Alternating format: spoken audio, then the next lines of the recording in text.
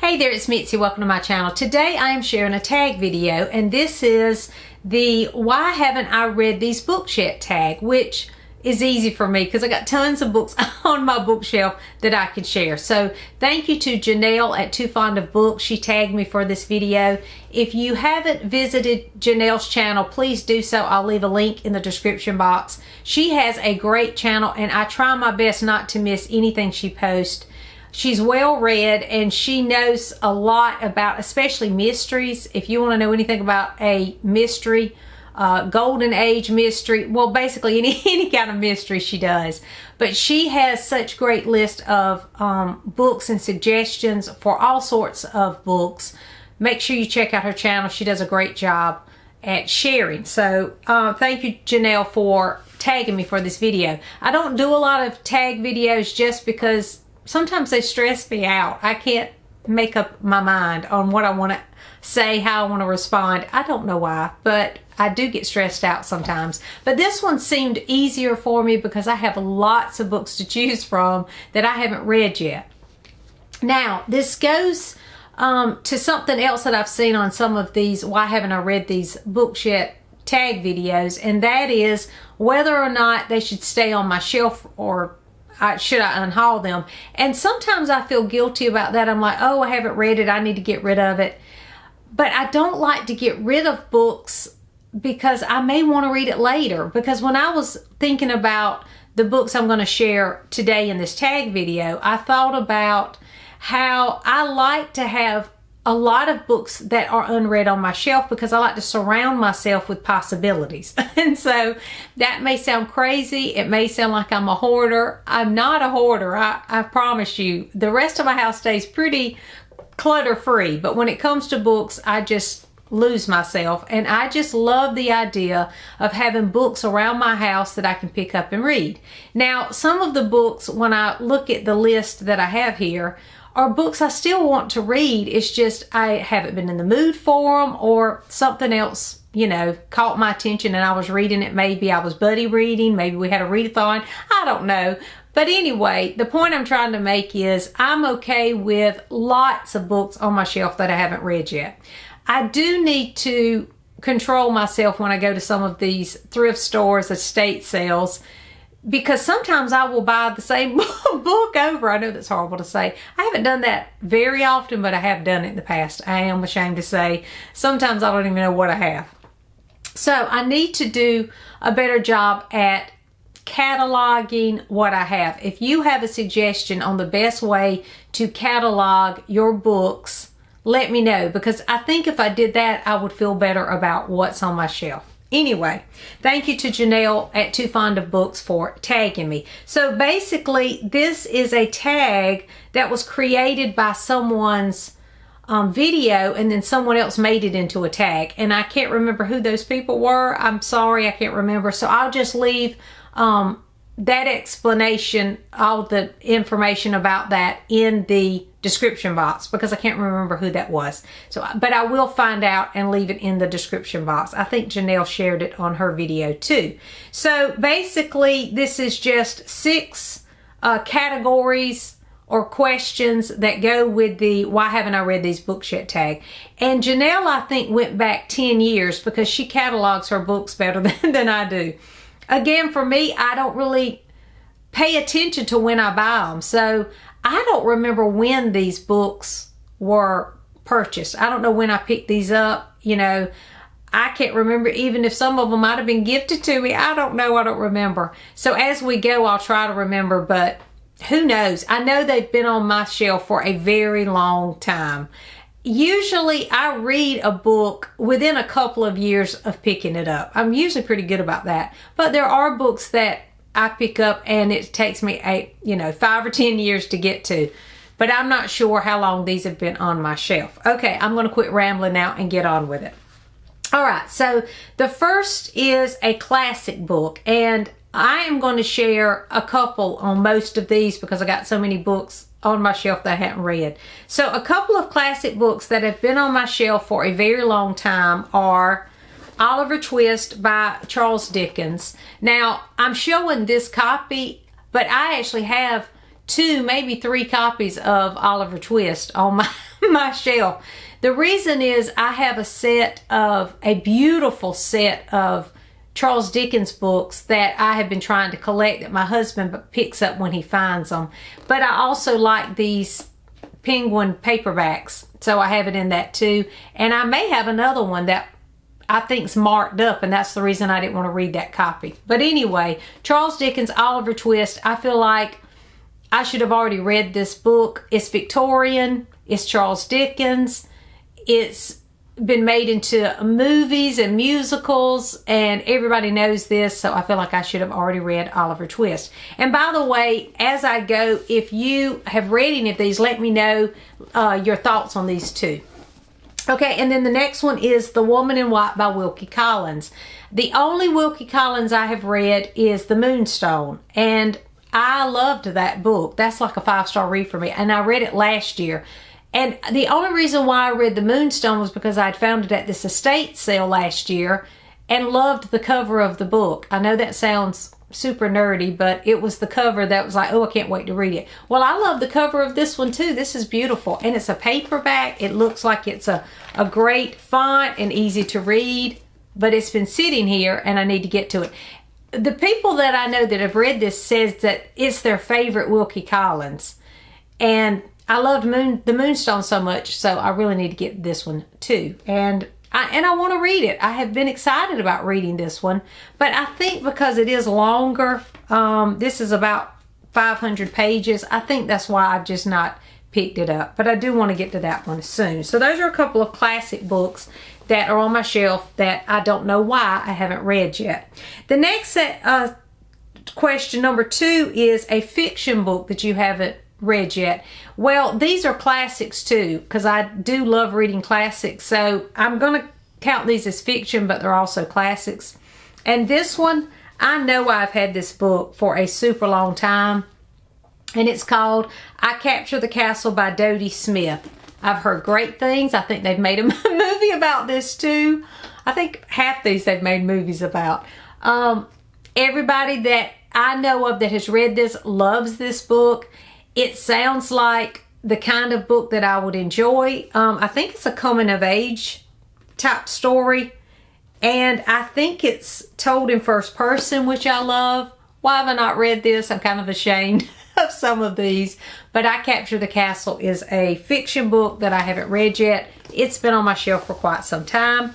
This book I mentioned recently, again, is fiction, but it's also a classic, and it's fantasy, and it's The Giver by Lois Lowry. It's a Newbery, so I know I'll read it eventually. I just have not read it.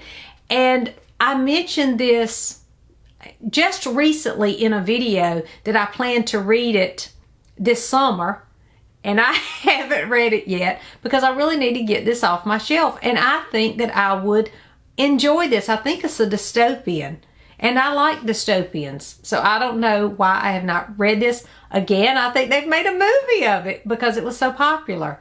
And what I've read of Lois Lowry, I have loved. So here's another one that I'm ashamed to say I have not read yet.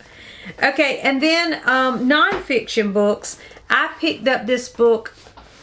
I don't know when I bought this book, but I've had this on my shelf for a long time. And it's a thick book, so it really, you know, stares at me. The spine stares at me. And it's Long Walk to Freedom.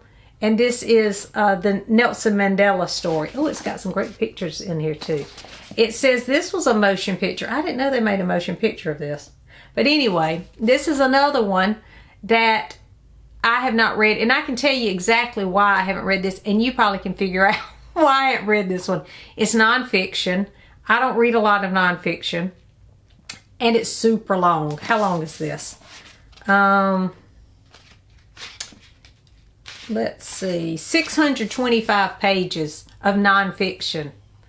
I know that I need to start it and just pace myself. I'm super interested. I love the story of Nelson Mandela. I just have not picked this up. So let me know if you've read this and should I pick it up soon. Maybe for Nonfiction November. This would probably be a good one for that. This is another one that was super popular on booktube for a while, and that is H is for Hawk by Helen McDonald. I love birds, okay? So if you follow my channel, you know that I have been doing a lot of bird watching this summer. I love birds. I'm super interested in birds. So when I saw this one was a bestseller, I thought, oh, that would be a great one to pick up. And it sat there.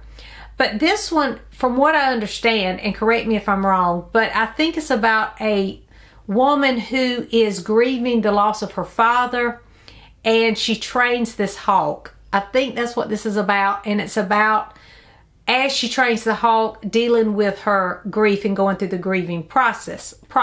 I think that's what this is about.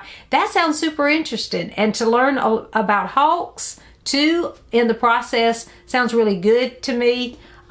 This one doesn't seem like it's that long, so I don't know why I have not read this. Yeah, this looks like it's 283 pages, so that's not as long as the other one. But again, it's nonfiction, and I tend to avoid nonfiction. I want to read it, I just always choose fiction when I'm in the mood to read. So this is another one on my shelf. Again, let me know if you've read it. Then the next was a genre book. So what I decided for this, I really didn't know what that meant exactly. I guess choose a genre.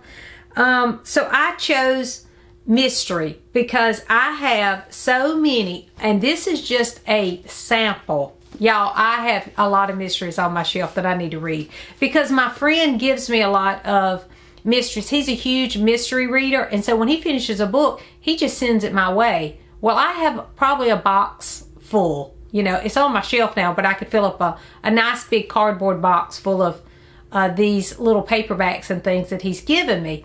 Well, one of the people that I told him I was interested in, one of the authors I told him I was interested in was Ruth Rendell. So now he just sends me Ruth Rendell books, and I have this stack of Ruth Rendell books that I have not read. So, and I love these covers. They're really cool covers. This one I had actually put down for Cloak and Dagger Christmas last year and didn't read it. It's From Dune with Death, and that's the cover of that one. And these don't seem very long. I mean, this isn't even 200 pages. Why have I not read it? So From Dune with Death. And then I have Vanity Dies Hard. Again, I love the covers. I just love these vintage covers. Again, not very long. The Fallen Curtain, as I say here in the South. This cover I love. It says, The New First Lady of Mystery, Ruth Rendell. You know it's old because she's not the new First Lady of Mystery. In the grand tradition of Agatha Christie, this one is called The Secret House of Death. I love that cover too. That reminds me of the covers for, what was that? It looks kind of like Stranger Things, you know, maybe the 80s, 70s, 80s. When was that? When is Stranger Things based? It reminds me of my childhood because it reminds me of the Choose Your Own Adventure books. That's what that looks like to me. This one is Master of the Moor. His quiet peace was shattered by a beautiful dead stranger. Don't know what that's about, but I love the cover. Wolf to the Slaughter. A quiet love nest is shattered by murder. These sound sensational. I'm sure they're great. This one is A Demon in My View, and Sunday Express quote is quoted on here to say, absolutely unputdownable. I love that cover too. I mean, these are great, and I've just not even tried Ruth Rendell. And then this one, I love this cover. It says, The Face of Trespass, Murder Most British at the bottom. The best mystery writer anywhere in the English-speaking world, according to the Boston Globe. And then I also have a hardcover, and this is End in Tears, and that's a Wexford novel. I don't know which one of these are Wexford novels or not. So if you have read any Ruth Rendell, let me know. I have not tried her, and yet I have all these books that I need to get to. I love the covers, and I need to get started on Ruth Rendell. So that is a genre, particularly Ruth Rendell, but also a genre because I have a lot of mysteries. I mean, I need to just pull them all and show you all the titles that I haven't read yet. There's a lot of them. But again, there's a lot of possibilities for some great reads ahead for me.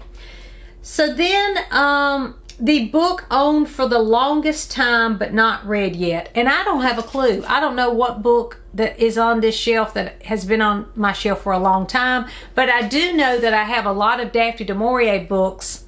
I have been collecting her books off and on for years. So I know this has been on there for a long time. And it is The Glass Blowers.